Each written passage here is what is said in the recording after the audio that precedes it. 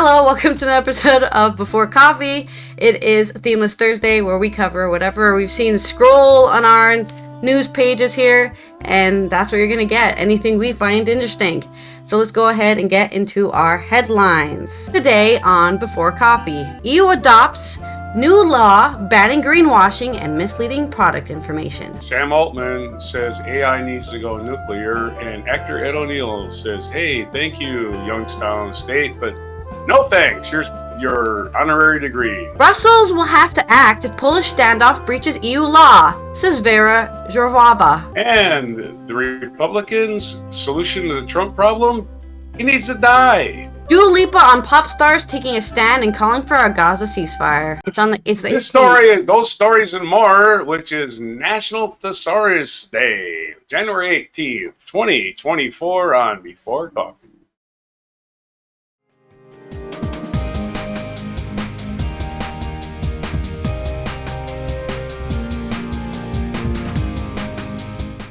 It's not really important. All right. What? Okay. My first news story is about the greenwashing ban. That's right. If anyone doesn't know what greenwashing is, it's when they say, oh, this product helps save the environment, but they have no proof that it does anything at all. And they can just put that on their stuff and you go, oh boy, this is organic. I'm going to buy it. And it's like, do you have no proof that's organic? There's no regulation for it or anything. So, here we go. Let me pause this music because it's distracting me. I can't even find it, actually. Never mind. Alright. The European Parliament approved a directive aimed at protecting consumers from misleading marketing. The European Parliament on Wednesday gave the final green light to a new law banning misleading environment claims on products and improving labeling. Members voted overwhelmingly in favor of the directive, which aims to protect consumers from misleading marketing practices and help them make better purchasing choices. To achieve this, a number of problematic marketing habits related to greenwashing and the early obsolescence of goods will be added to the EU list of banned commercial practices, the Parliament said in a statement. This means the terms including environmentally friendly, biodegradable, and climate neutral should no longer be used in advertising or on packaging without concrete evidence. When these new rules are introduced in the member states, only sustainability labels based on official certification schemes or established by the public authorities will be allowed in the EU. In addition, the directive will ban the claims that a product has climate neutral or reduced or climate positive impact on the environment because of CO2 emissions offsetting schemes. The EU said that while investments by companies in climate protection projects were welcome and could still be communicated, they could no longer fool people into believing a product was good because the company planted trees somewhere. It said that was a great success for the environment, the climate, and consumers. Another important objective of the new law is making products and consumers more focused on the durability of goods. In the future, guarantee information will have to be more visible and new. Harmonized label will be created to give greater prominence to goods with extended guaranteed period. Approval of directive comes after months of negotiations among EU institutions and member states as to how environmental claims could be regulated. Member states now have 2 years to introduce new rules. We've got a lot of comments on this article. Somebody, of course, with their typical messenger of God scam that, you know those guys. You're minding your own business and then somebody will comment, God will save you now. Please go to my link where you can give me money and I can help God save you. Gold Nation says about time. Paulo Martins is finds this very interesting. EU citizen, well done Europe. Keep it up. I remember that FIFA claimed that the World Cup in the deserts were environmentally friendly. In Britain, we are going to get the gripes on the post office scandal. I wonder when the corruption of the FIFA is going to be addressed. But James, this is Bacchus replies, you have another problem in your hands, not for EU labels. Hope it's not for my products. Cheers. There is a plan to label all our best products with not for the likes of EU, but I think that they haven't made it public yet. So I think these are two British people. I don't think the label is not for the likes of the EU. I think it's not a product not for EU because EU has such high guarantees and regulations that some products in the UK are not applicable to be sold here. So it's less of a not for the likes of the EU and more like, you don't match our regulations. Please don't put this in our freaking economic zone, I guess. But, you know, these British people, not for the likes of EU. We have our special British cheese that you can't have. I'm sure the farmers love that they can only sell their stuff in the UK and not on the global market like everyone else is doing.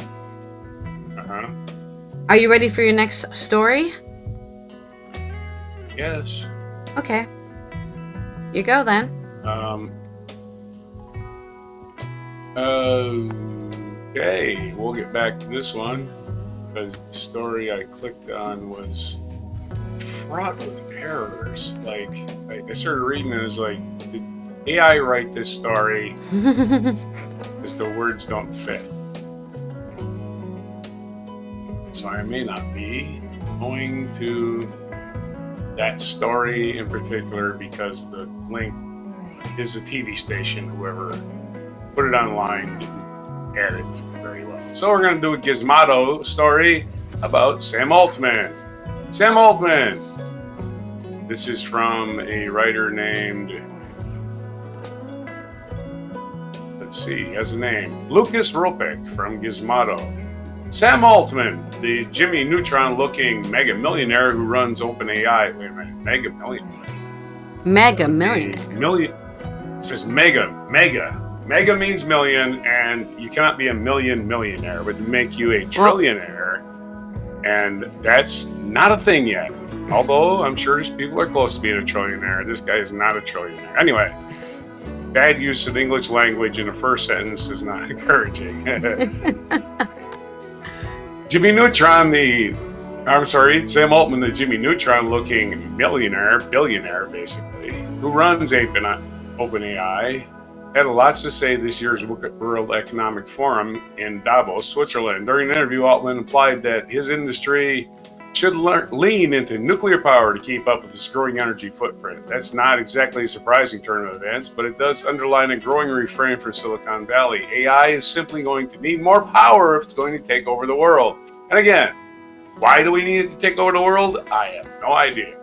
It makes sense that this would be a topic of conversation at Davos, the world's opulent elite get together at a much hyped event we covered earlier this week, where they argue amicably over the best path forward for global capitalism.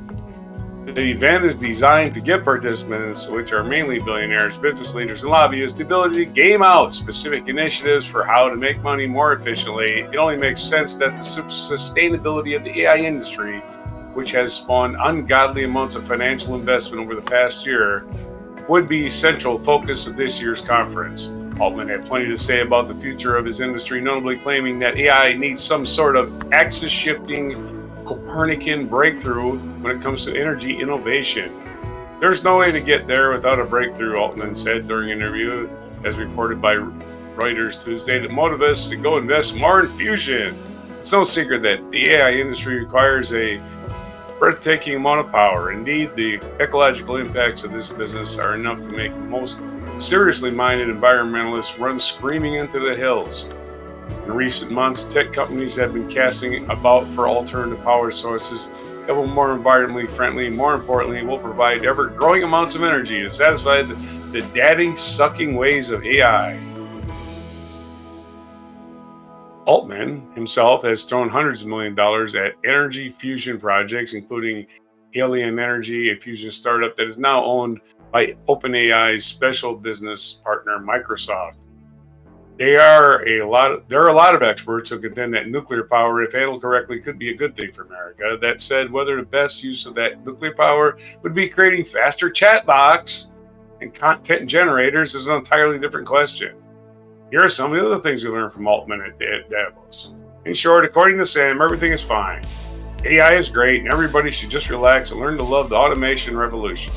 While I don't believe most of that for a second, it's about what you'd expect from a guy tasked with selling AI software. So there you go. The guy with all the money says, I got a solution to all of our problems. Make me more money. Back to you. Make me more if money. You're there, back to you. Classic. That's, okay. That's it. Forget our energy consumption needs for other things. We need more chatbots. Bullshit. Rich people again, fucking with the world. Trust me, if I make more money, the world will be better off. Needs. Oh yeah. Okay, Daddy dude. needs a new yacht. Yep, I trust you. Okay, for our more news coming out of the EU, Brussels will have to act if Pola standoff breaches EU law. This is from Mabine McMahon and Jorge Libriero on Euronews. The European Commission is very closely following the political crisis in Poland and will have to act if the situation worsens and leads to the violation of EU law, Vera Jourova warned on Wednesday. We are watching, of course, Jourova, the Commission Vice President in charge of values of transparency, told Euronews in an interview at the World Economic Forum in Davos, Switzerland. Every day there is something happening. Poland has for weeks been immersed in a fraught standoff between Prime Minister Donald Tusk, who returned to power last month with a mission to restore the rule of law in the country, and President Andrzej Duda. Andrzej, I don't know how to say his name. I'm sorry, Duda, who is politically aligned with the previously ruling party and the hard right Law and Justice PIS. The 8 years under the PIS-led government saw Warsaw engage in a frontal conversation with Brussels over fundamental rights, judicial independence, press freedom, and electoral interference, issues covered in Jourova's portfolio. Years-long clash sparked multiple lawsuits, multi-million euro fines, and the blockage of the COVID-19 recovery funds. Tusk, an avowed Europeanist, has promised to reset relations with Brussels and bring back Poland to the political center. But his government's first moves to fulfill the goal have been met with criticism in and outside the country. Shortly after taking office, Tusk's cabinet ordered the immediate dismissal of the directors of publicly owned television, radio, and news agencies, arguing they were PIS loyalists who had turned the public broadcasters into propaganda machines. I don't see how that sounds good to me. The abrupt changes prompted an angry reaction from conservatives and exacerbated the showdown between Tusk and Duda. Conservatives, are you sure they're not fascist? Hey, those are my friends that are telling me what to think. These are completely illegal actions, Duda said. This is anarchy. It's not anarchy if the government's doing the changes. I don't think anarchy is against the government. It can't be. They don't even know what the term means. Oh, this is anarchy. The government is making changes. The president retaliated by vetoing a new bill that allocated 3 billion zlotys, about 700 million euros, for the public media, forcing the culture minister to put the outlets into liquidation while a restructuring is taking place. Asking about the ongoing situation, Vera Jourova said that the European Commission was always worried when we see the changes in public media and could take legal action if it becomes aware of any possible violations of EU law. Like a bunch of party people running every single owned television and radio and news agency, and you don't think that's suspicious, but them getting fired is suspicious. Okay. Okay. I think it's suspicious when a bunch of party members are running all of your media in the country. I think that's really weird. Well, the public ones, specifically the public ones, right, that are supposed to be, I would argue, neutral. But we all know there's bias in news, even if you try to be unbiased. In the case there's a contradiction within the existing EU law, then we will have to act. The European Commission is very closely watching this. The Vice President said that the Media Freedom Act, which includes the provisions to protect journalists and media outlets from political interference, is not yet enforceable, as it still needs to be ratified by European Parliament member states. This is what I tried to explain to President Duda, that we cannot act with our competences without having the law, she added. The media sector, however, is not the only one making headlines. More recently, Tusk and Duda clashed after two PIS politicians who had been convicted of abuse of power took shelter in the presidential palace to avoid execution of their criminal sentences. Oh my god. This prompted an unprecedented intervention of the police who entered the palace to carry out the arrests. Duda has thrown his support behind two men, former Interior Minister Mariusz Kaminski and his former deputy Maciej Wasik, and promised to pardon them, even if they had previously issued a pardon that legal experts considered unlawful. Okay, so all I'm hearing here is that Duda is very corrupt politician. And for some reason, the people in the EU Commission are on his side, or at least this one person in the Commission is on his side. Like, oh, we need to help him. It's like, help him with what? These people were put on trial, condemned for a crime, and he said, "Don't worry, guys, I'll save you." What? Save you? Like under what grounds? You know? Because I'm the president. That's what grounds. Separately, Duda blasted Tusk's government after the Justice Minister said Dariusz Barski, the county's top prosecutor, had been released from his function. The president contested the decision because he said it was taken without warning for his formal opinion. But the Justice Minister struck back, saying Barski had been unlawfully appointed by the previous PIS government. With tensions rising, Duda and Tusk meet face-to-face on Monday, they met face-to-face on Monday, which was the 15th of January. I don't know what day it was.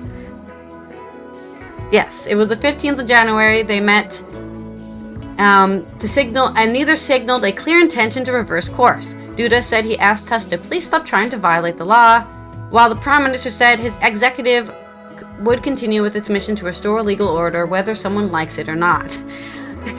I mean, this article is really trying to sell this idea that Duda is the victim here, I think, but I think they're both doing bad things to each other, and because it's a political, right, they're both on different sides of the political spectrum. So of course, whatever Tusk does, Duda's like, hey, that threatens everything I believe in, and then whatever Duda does, Tusk is like, what the hell are you doing? I would never do this. So I guess this is exactly why the United States stopped having the vice president be the second place loser, or the loser or whatever, the second place. Because what would happen, it would be two people from different political spectrums arguing with each other day and night and not getting anything done. And this kind of stuff, right? Where you're threatening the legal order. Yeah, they also warned against the formation of parties. Yeah. I think Thomas Jefferson said, we don't want parties. And then we did. Then we did it anyways. In her interview with Euronews, Jourova expressed sympathy for Tusk and underlined that the need to undo the most harmful changes introduced by the previous PIS administration, including the highly contentious judicial reform that the European Court of Justice ruled undermined the right to have access to an independent and impartial judiciary. Donald Tusk and his government came in a situation where a lot of things had to be repaired in the Polish system. Jourova said, it has always been the effort of the Commission to have a dialogue with the government in Poland, asked them, could you please stop the reform which is decreasing the independence of judges? So, Jourova I think I don't know what she's doing. I think she's playing both sides here if we want to talk about the politics of it all. She's telling Duda she'll help him, but then she's also like, but Tusk is doing some good for the people out there because they really did fuck up the country. So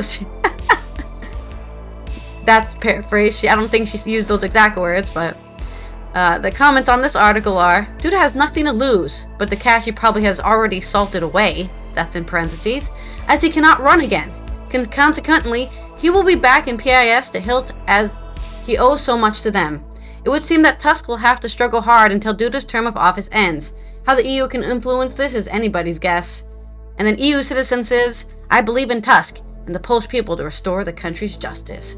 So these two people on the article believe in Tusk's, anarchy to fix Poland. And it's good to hear, I guess, that Duda, who seems to be corrupt from all what I have seen reported on him, can't ever run again. So, your story. Okay, so I'm gonna try to read the story I tried to read before. The news brief story I tried to read, but it was poorly written. Oh. So I had to go find another one. It doesn't mean anything to me, and now Modern Family actor Ed O'Neill to return honorary degree after MAGA election denier named YSU president, which is Youngstown State. This is from boingboing.net. Ed O'Neill, famed for his roles in Married with Children and Modern Family, spoke to MSNBC's Lawrence O'Donnell about his decision to return his honorary degree from Youngstown State. The decision stems from YSU's recent appointment of Rep. Bill Johnson, another Johnson. It says Q, Ohio. QAnon. It's fun. As known, a known MAGA election denier as president. So Bill Johnson, who voted against certifying the election, who has no experience as running a university, gets appointed as president of the university. O'Neill, who was awarded an honorary degree in Youngstown State in 2013, expressed deep disappointment with the choice of Congressman Johnson. He criticized Johnson's lack of educational background and his vote against certifying Joe Biden's presidential win. O'Neill stated, "I was so disappointed when I heard about this decision, I frankly couldn't believe it." He also criticized the university's selection process for being opaque and seemingly predetermined, emphasizing that its political affiliation was not his concern, but rather the extreme and polarizing nature of the chosen candidate. Reflecting on his honorary degree he once took pride in, particularly as he did not graduate from Youngstown State, O'Neill felt compelled to return it. "I can't keep it. I can't. It doesn't mean anything to me now. It's a slap in the face to all of us." O'Neill pointed out the incongruity of choosing a university president who endorsed Donald Trump. After Trump faced numerous criminal charges, O'Neill agreed, adding, "and was found guilty of sexually abusing women. I mean, what is this? It's crazy." So yeah, we're all on Al Bundy's side in this one. Okay, and the longer article I was going to delves into the fact, well, Donald Trump really isn't that popular. I mean, you can look at the Iowa caucus results and say, Iowa caucus, Donald Trump won a resounding victory. Well, you know what? He won 51%. And as people have pointed out, 51%, if Barack Obama showed up and was allowed to run for president of the Constitution and he ran in the Iowa caucuses, he would get 99%. Donald Trump is not that popular, and you know it. You Republicans know it. And here's an article from The Atlantic back in earlier this year, from January of this year, which is still accurate because it's things that people said that they really believe. From The Atlantic, and the article is written by McKay Coppins. Press them hard enough, and most Republicans officials, even the ones with MAGA hats in their closets and their Mar-a-Lago selfies in their Twitter avatar, will privately admit that Donald Trump has become a problem. He presided over 3 abysmal election cycles since he took office. He is more unstable than ever, and yet returned to the campaign trail, declaring that he's angry, determined to win the GOP presidential nomination in 2024. Aside from his most blinkered loyalists, virtually everyone in the party agrees it's time to move on from Trump. But ask him how they plan to do that, and the discussion quickly veers into the realm of hopeful hypotheticals. Maybe he'll get indicted, his legal problems are overwhelming. Maybe he'll flame out early in the primaries, or just get bored with politics and wander away. Maybe the situation will resolve itself naturally. He is old after all. How many years can he have left? That magical thinking pervaded my recent conversations with more than a dozen current and former elected GOP officials and party strategists. Faced with the prospect of another election cycle dominated by Trump and uncertain that he can actually be beaten in the primaries, many Republicans are quietly rooting for something to happen that will make him go away, and they would strongly prefer not to make it happen themselves. There's a desire for a Deus ex machina, said one GOP consultant who others I interviewed requested anonymity to characterize private conversations taking place inside the party. It's like 2016 all over again, only more fatalistic. The scenarios Republicans find themselves fantasizing about, from the far-fetched to the morbid. In his recent book, Thank You for Your Servitude, my colleague Mark Leibovich quoted former Republican representative who bluntly summarized his party's plan for dealing with Trump. We're just waiting for him to die. As it turns out, this is not an uncommon sentiment. In my conversations with Republicans, I heard repeatedly that the last disruptive path to getting rid of Trump, grim as it sounds, might be waiting for his expiration. Wait for his expiration. Like he's a freaking milk gone bad or something. Well, he smells like it, apparently. The former president and 76-year-old, overweight, appears to maintain a diet of college freshmen.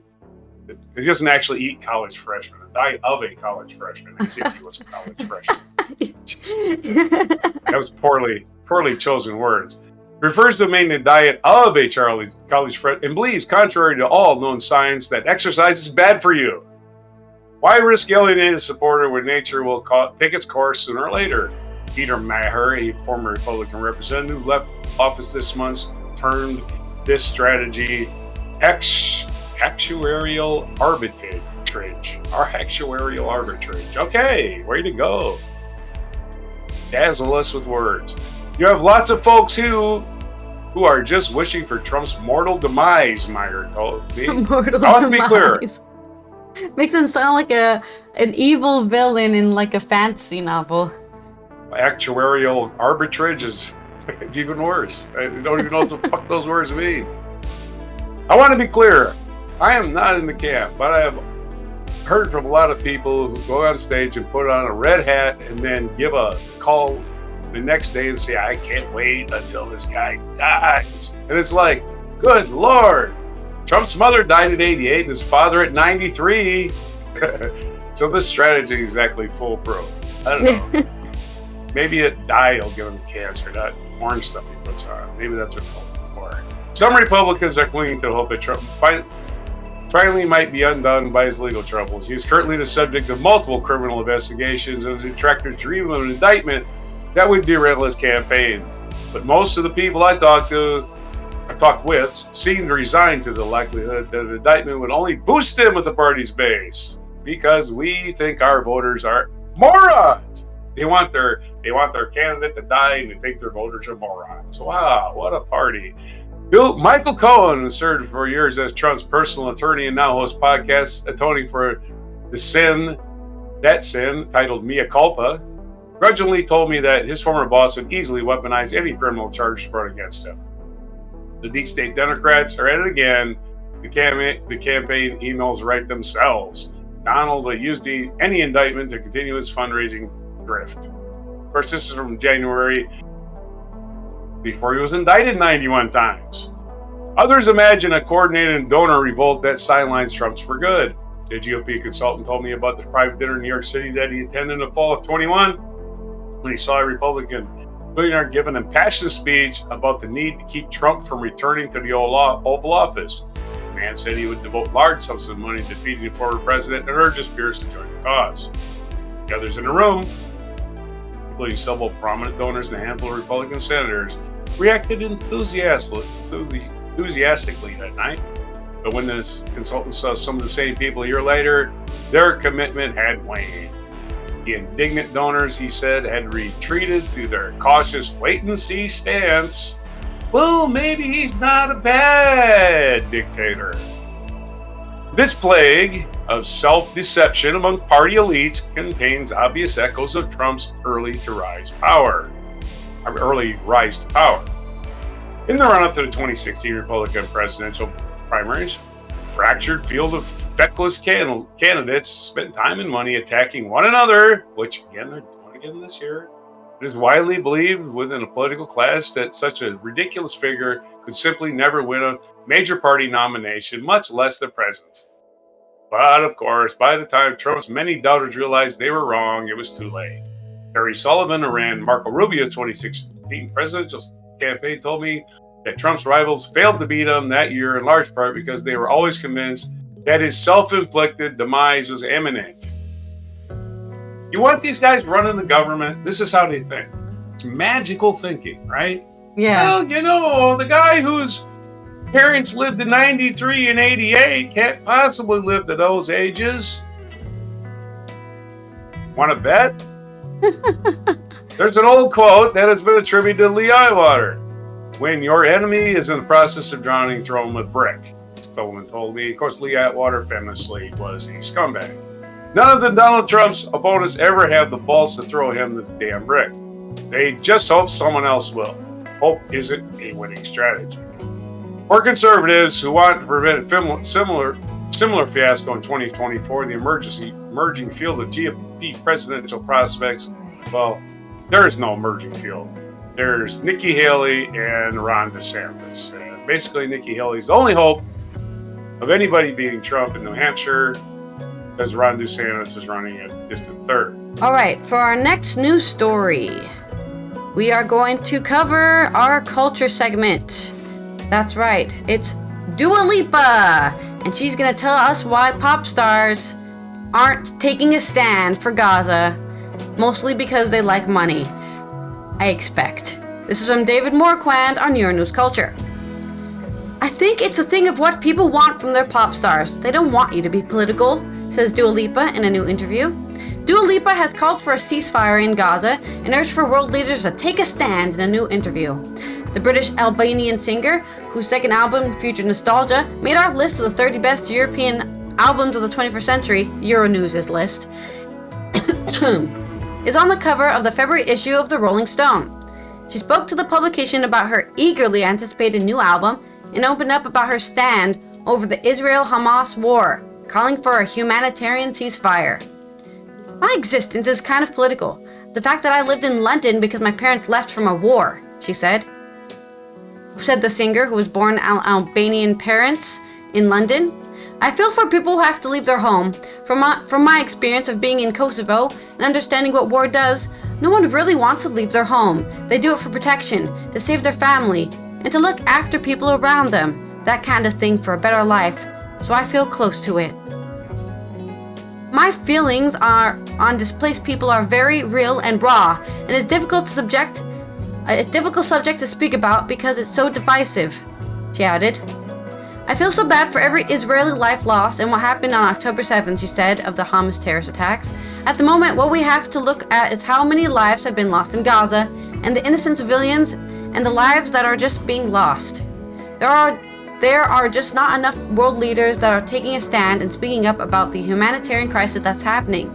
The humanitarian ceasefire that has to happen, Lipa further told Rolling Stone. Lipa previously joined the likes of Jessica Chastain, Michael Stipe, Kate Blanchett in a sending of open letter to U.S. for Joe Biden, calling for a ceasefire and an end to the bombing of Gaza and the safe release of hostages. The interview also addresses a 2021 incident where she and other celebrities faced accusation of anti-Semitism for supporting the Palestinian liberation. At the time, she wrote on her Instagram page that she stood in solidarity with all oppressed people and also shared that she rejected all forms of racism. I feel like when I do want to speak about something, I hope that people will see it for what it is and that there is no malicious intent, she added. Dua Lipa also shared that her decision to speak up on contentious matters might come as a surprise to some critics, since they don't want you to be smart. I think it's a thing of what people want from their pop stars. They don't want you to be political, she said. Elsewhere in the interview, Lipa shared about that her upcoming album, psychedelic pop infused, is inspired by the likes of Primal Scream and Massive Attack. This record feels a bit more raw, and I want to capture the essence of youth and freedom of having fun and just letting things happen. Whether it's good or bad, you can't change it. You just have to roll with the punches of whatever's happening in your life, Lipa told Rolling Stone. There's no release date yet for the third album, which features the hit single Houdini, and she will be touring Europe this summer during the festival season. So big surprise. Pop stars. People want pop stars to shut up and look pretty, and that is indeed true. I have to agree with that one. So, not that I want them to do those things, but I can agree that people want that, okay? I think people have this weird obsession with celebrities being some sort of bigger than them people, but celebrities are just other people. That's all they are. That you see a lot more. With a platform. Yeah, with a platform. There's nothing special about them. They weren't born out of a golden womb. They're just people. So they have their own opinions, some of them bad, some of them good. I know I had to stop following a lot of celebrities on social media when the October 7th attack happened, because some of them were saying things I did not agree with, and I'm like, why am I allowing this in my space? So there is a conspiracy theorist here on the comments talking about Gaza's secret, massive underground military tunnel that, if existed, would be in smithereens by now by how many bombs have been shot at Gaza. But we should kill everybody in Gaza because there might be a massive underground military tunnel structure that uses its constituents as human shields. Sounds like a great plan. Just kill everybody. Then you can kill all the people you don't like. Okay. Anyways, enough of that. Okay. This day in history. All right, this day in history.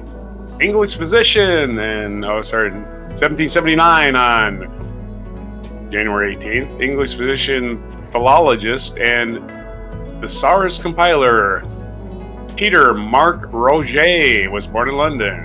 That's why it's Thesaurus Day, which we covered way back when the show started. 1782, American orator and politician Daniel Webster was born in New Hampshire. Famously, I read an article that Daniel Webster was probably black, but he was passing.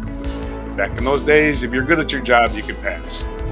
1882, English humorist A.A. Milne, who originated the immensely popular stories of Christopher Robin and his toy bear Winnie the Pooh, was born. 1911, first aircraft landing on a ship's flight deck was performed by American pilot Eugene Ely on the battleship Pennsylvania in San Francisco Bay. Well, I wonder if he was supposed to land that thing. 1912, British explorer Robert Falcon Scott and four members of his expedition reached the South Pole, only to discover that Roald Amundsen had preceded them by a month. Scott and his men subsequently died trying to return to their base camp. So they didn't make it there first, and they died. Total failure. 1943, to save on costs of labor and equipment, the United States banned the sale of pre-sliced bread during World War II. Maybe that's where the expression came from. The greatest things is sliced bread. Yeah. It got taken away. It got taken away in 1943, and people realized how great sliced bread really was. 1944, Australia. How did we get that stuff? It got taken away. Yeah. It took all the bread slicers. Australian politician Paul Keating was born on this day in 1944. He was a Prime Minister of Australia from 1991 to 1996. 1958, on this day, Willie O'Ree became the first black athlete to play in a National Hockey League game when he debuted with the Boston Bruins against the Montreal Canadiens. 1967, American criminal.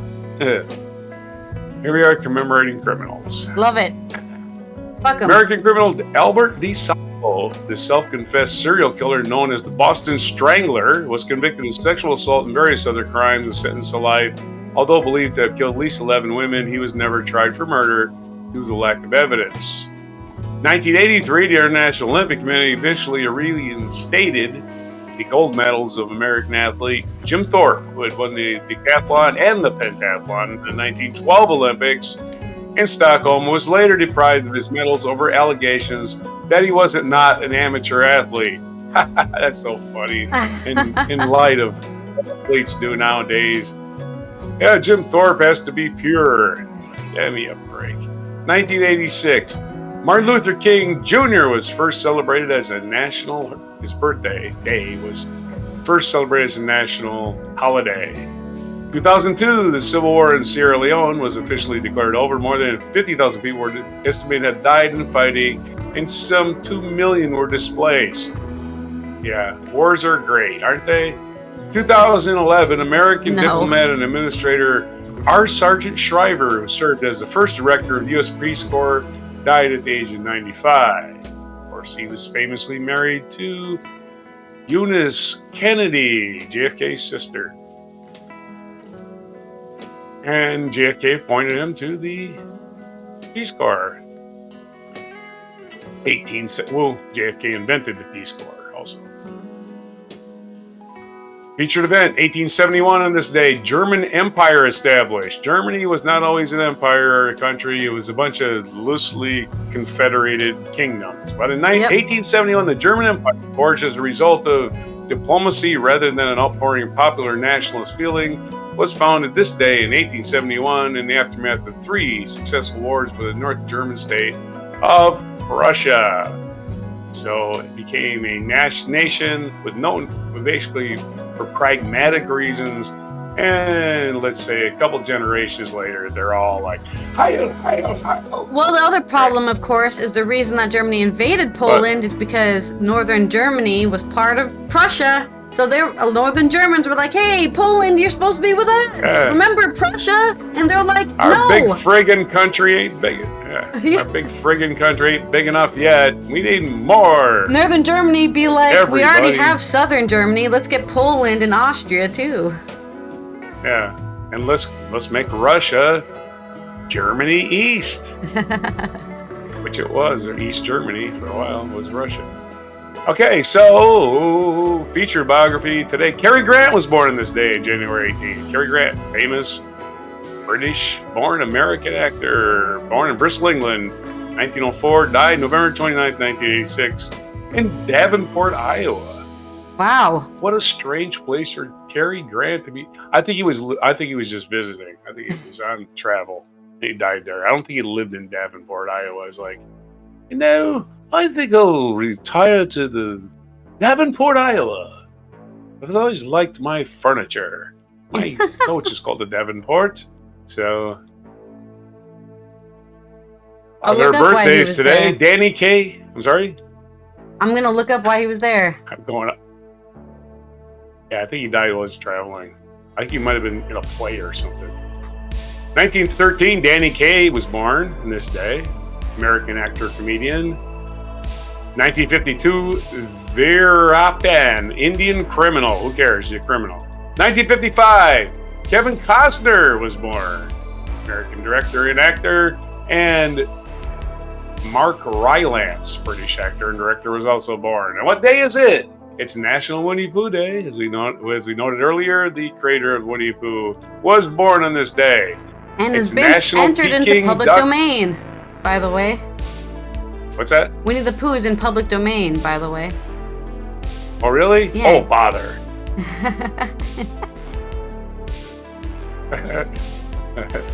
National Peking Duck Day. So that shit is so good. I wish I had that 20 years ago. That I've never knew Peking duck was so good until we had it in freaking Copenhagen of all places. That was good, huh? Oh yeah, was it Copenhagen? I thought it was like. We were in Copenhagen. Oh, okay. We were walking down the street looking for some seafood, and then you said, "Hey, that place looks nice and warm," and we went. I remember you were trying to flirt with the busboy, and he was having none of it.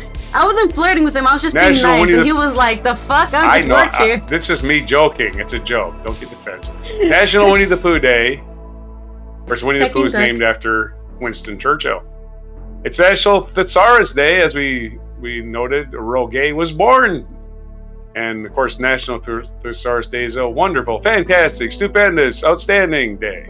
Anyway. It's also National Michigan Day. You see what I did there.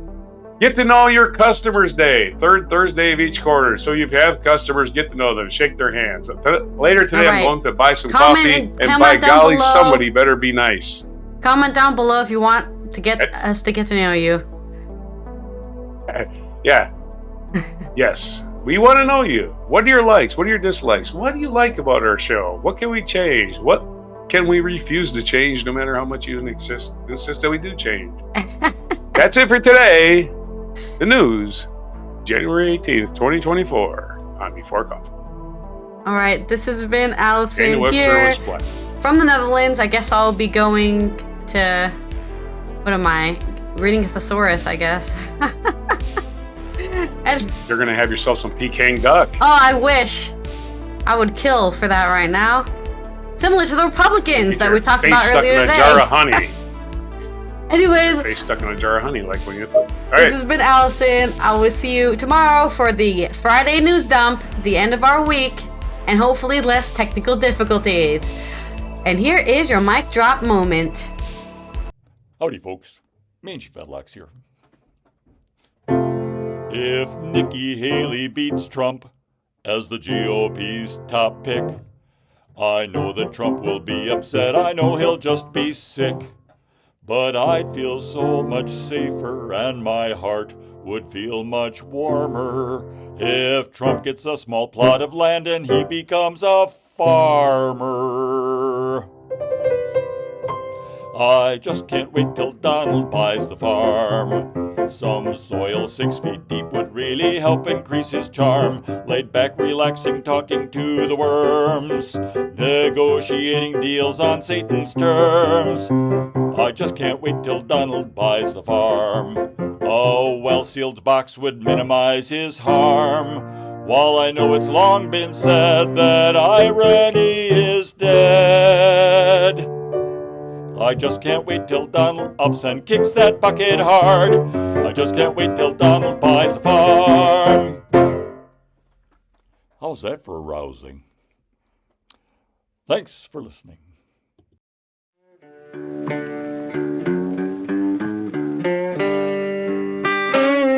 Be sure to hit the like, subscribe, and notify buttons, and follow our other channels, Toxic Alley, History of Gravy, and Scratchy Old Records.